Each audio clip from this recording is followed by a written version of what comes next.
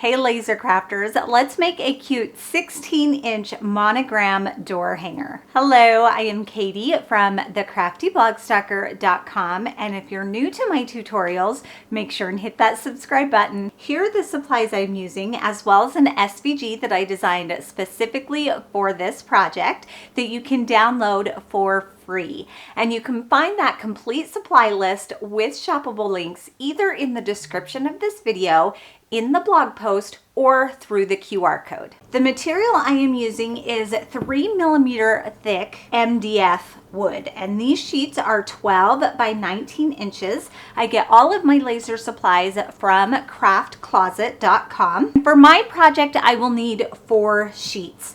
3 sheets just for the base of the door hanger and 1 for the monogram letter. You may be asking how I'm going to make a 16-inch wreath when the width of my material is only 12 inches.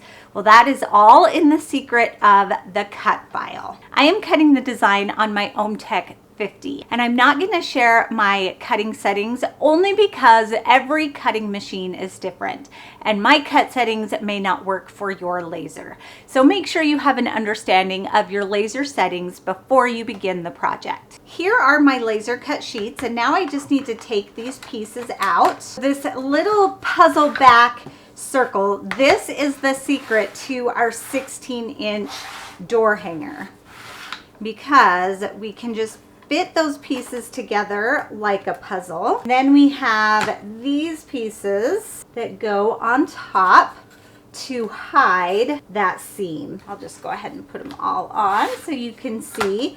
Now, of course, once you have these pieces on, you can decorate it however you want. I'm just going to do a simple monogram, but you could do hello or welcome, last name, anything you want, and of course decorate the front however you want. But that is my little trick for making a 16-inch door hanger. Here is my A that I will be putting on there like that. I don't want to glue anything down just yet because I want to paint my pieces before I glue them. I have this block sander.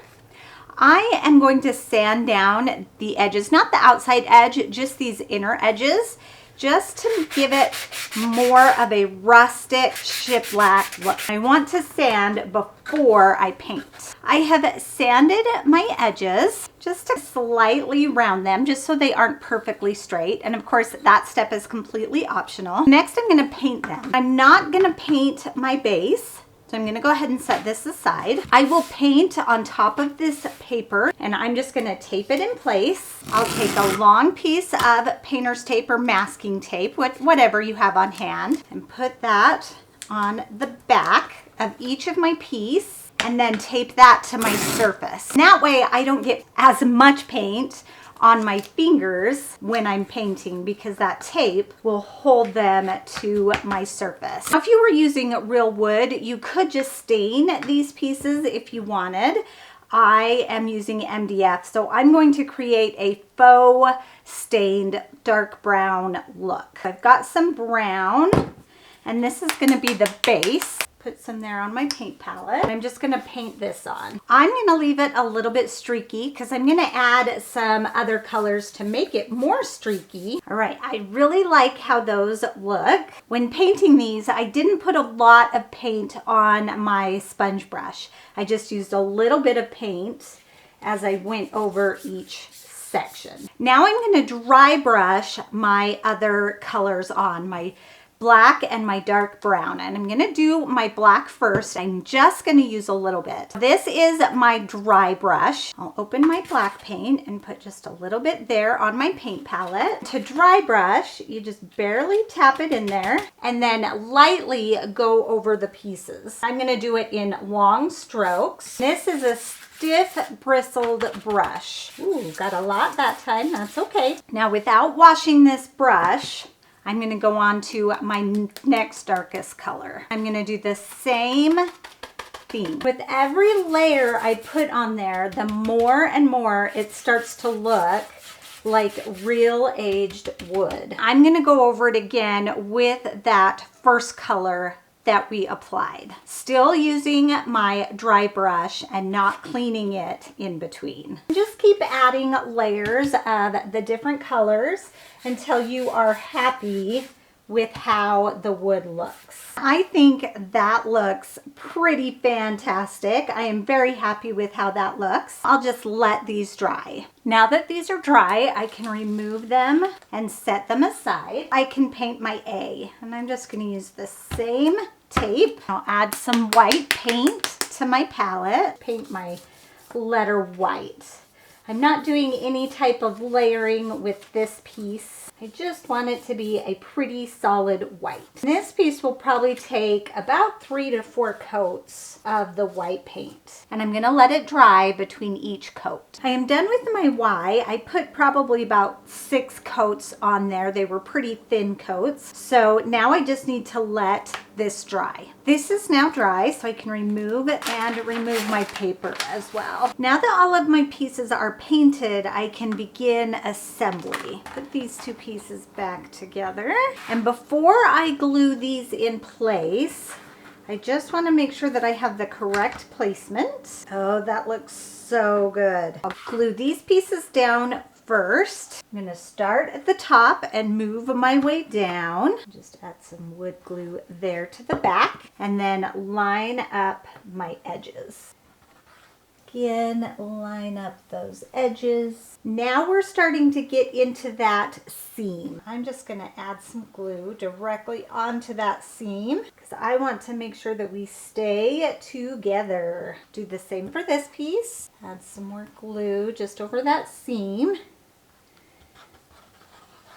My glue does dry clear, so I don't have to worry about that. That'll clear up once it's dry. Almost out of wood glue, but I've got another one here because I knew that one was close. I'm going to let this glue dry just a little bit more before I move forward because I don't want to actually accidentally slide one of those pieces out of alignment. So I'm going to let that dry. All right, that feels pretty secure. Now before I glue everything to the front, I'm going to go ahead and put the hanger on the back. Turn it over. To create the hanger, I'm just going to cut a length of ribbon. Doesn't matter what ribbon, what color, because we aren't going to see it. I'm going to tie a knot on each end. This is my favorite way to do hangers, and it works really, really well. I've got a knot on each end. I'm going to go ahead and just cut off that excess.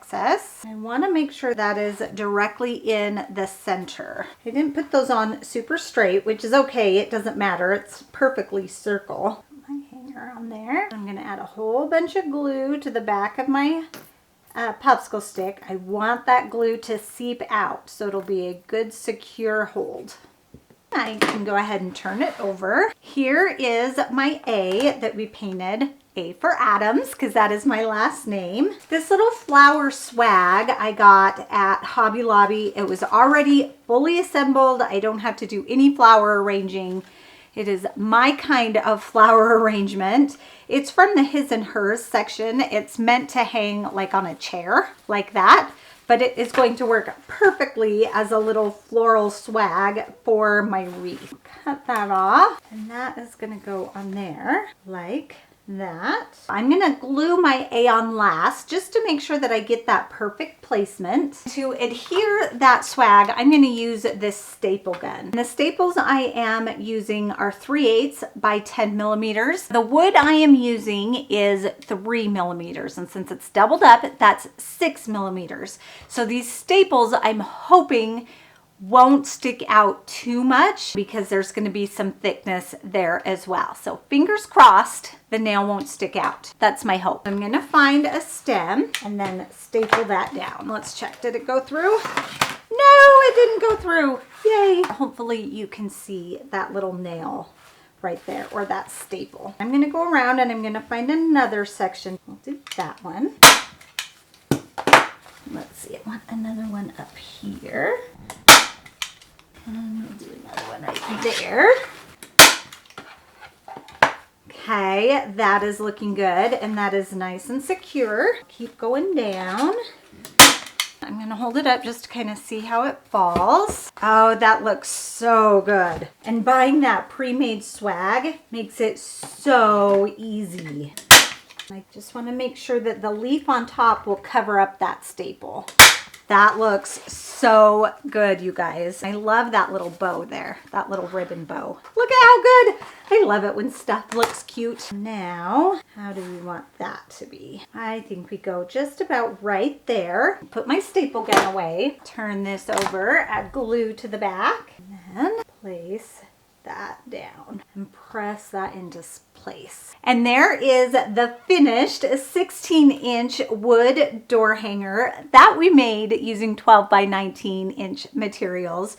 Super simple to do, and it looks so pretty. This is gonna look so great hanging on my front door, and this would make a great gift, or just make one for yourself because you deserve it. Thank you for joining me today, and make sure to visit my website, thecraftyblogstalker.com, to grab that free SVG. You can also find me on YouTube and at home on your smart TV on Made It Myself TV. Thanks everyone.